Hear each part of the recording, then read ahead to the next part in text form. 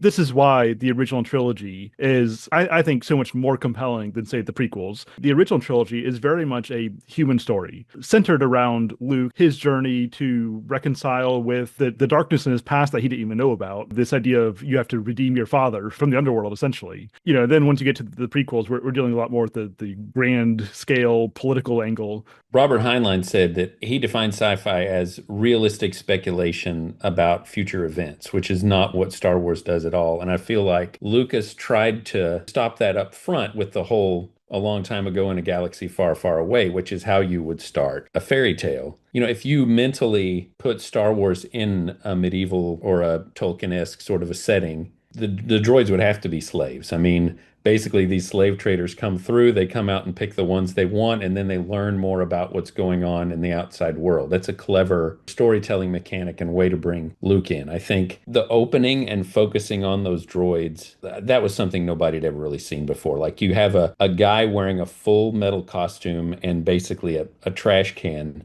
doing all the acting for a pretty long sequence there until we meet Luke. Telling the story from the position of these lowly characters, that was something that Lucas took from the Akira Kurosawa film, The Hidden Fortress, that you tell it from the perspective of characters who aren't really the hero. And I think that really made for some interesting storytelling. There's also a sense of the spiritual, which I think makes it more human. The Force and the way it's connected to doing the right thing and fighting against evil and connected to a knightly or monastic tradition. There's more life in it than something like Dune. Like Dune is incredibly rich and powerful, but it's so cynical and so atheistic. Every piece of religion is seen as manipulation and man-made, whereas the Force is an objective reality. It is a thing that does stuff that we can see. Obi-Wan can teach Luke to see without his eyes and block blaster bolts, use his own lightsaber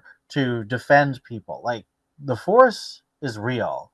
And I think that's more interesting than, your voice of command caused by genetic manipulation in Dune. Which, again, is not to say I think Dune is bad.